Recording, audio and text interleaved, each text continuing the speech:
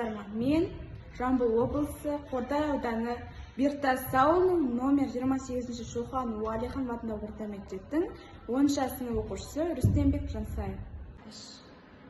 Әлемнің 7 кереметі сияқты біздің Қазақстанымыздың да 7 кереметі бар. Оларды атап өтсек, таңбалы тас суреттері, алтын адам, қазақтың киіз үйі, домбыра, Қожа Ахмет Яссауи кесенесі, Маңғыстау жерасты мешіті, Астана бәйтерегіміз. Оларды жеке-жеке өзімді қысқаша айтып сипаттап өтетін болсам, бірінші таңбалы тас суреттері. Ол ежелден қола дәуірінен қалған тас суреттері.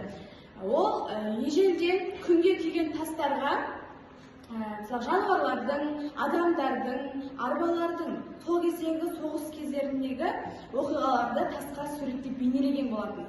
Екіншіден, алтын адам 1960 жылы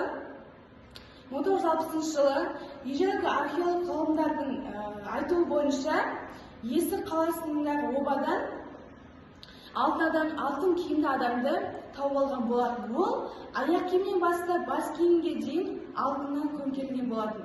Мысалға, ол киімдерде қазаққа тән бейнелер оюланған болатын. Мысалы, оюлы өрмегіміз, шаңырақ және арыстандар көптеген оюлар өрнекленген болатын. Ал үшінші біздің қазақтың киіз үйі.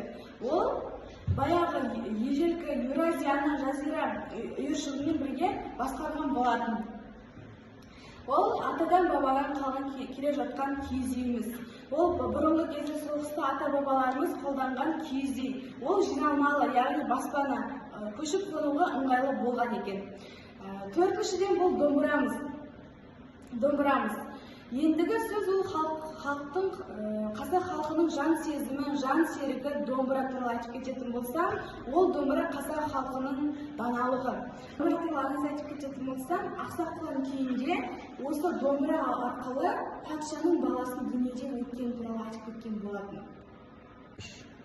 Бесіншіден, ол Қожа Ахмет Яссауи кесенесі. Ол қазіргі Кіші Қажы Түркістан қаласында орналасқан болатын.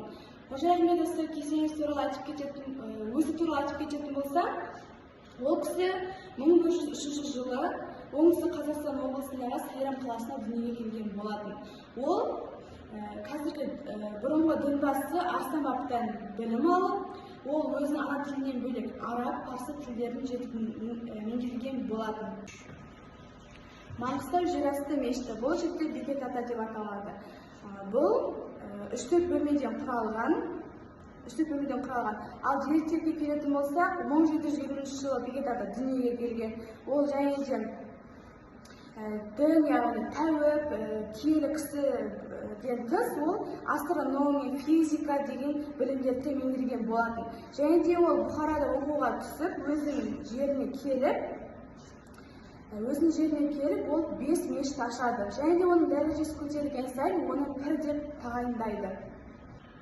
Ал ендеше бұл соңғы 7-ші кереметіміз Астанамызда орналасқан бәйтерек.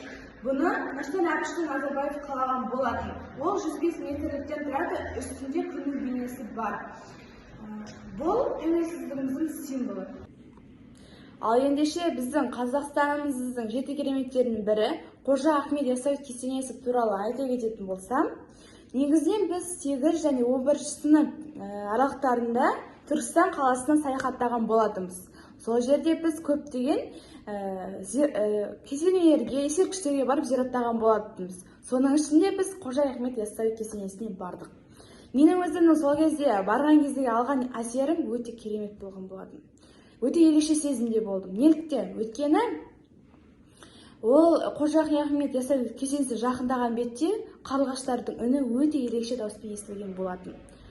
Қожа Ахмет Яссауи кесенесінің кіре беріс алдында көзге ең түсетін ерекшесі ол бізде тайқазан. Неліктен? Оның үлкенділігі біріншіден, екіншіден оны қоршап тұрған 4 найзасы, және де оны үлкен оюлы өрнектермен өрнектеген оюлы өрнектеріміз бар.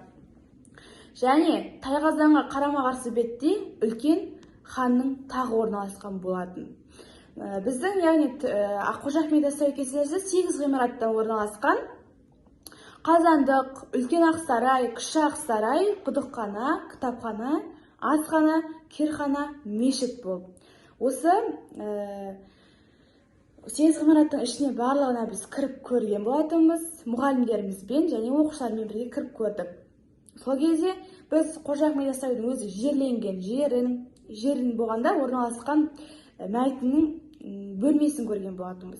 Және де оның әйелдерінің яғни істеген асханасын, өте үлкен асханасы болған болды. Оның ыдыс аяқтары да үлкен көлемде болды. Және де осы Түркістан қаласына еңбек сіңірген, яғни білім нәрін сусындатқан тұлғалардың өзінің ескерткіштері орналасқан, айтқан сөздерін сол ескерткіштеріне қашап жазған болатын. Мінекей, осы Түркістан қаласы өте киелі. Бұған көптеген жыл сайын адамдар ағылып қажылыққа келетін болған. Мысалы, бұрыннан бері Түркістан қаласында көптеген үйлер, ескерткіштер мысалға құлап, ескіріп кеткен болатын.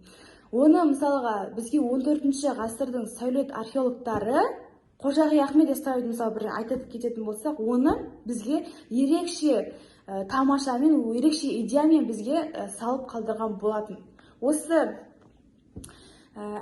ескерткішті бізге Әмір Темір өзі қалап салдыртқан болған екен. Мінекей, және де осы Қожа Ахмет Яссауидің ең ерекшелігі осы сыртқы қабырғаларының өзінде осы намаздан алынған аяттар, сүрелер жазылған болатын. Мінекей, енді қорыта келсем, әлемнің 8 кереметі атанған Қожа Ахмет Яссауи кесенесі орта ғасырлық сәулет өнер шыңы деп мен есептеймін. Назарларыңызға рахмет, сау болыңыздар.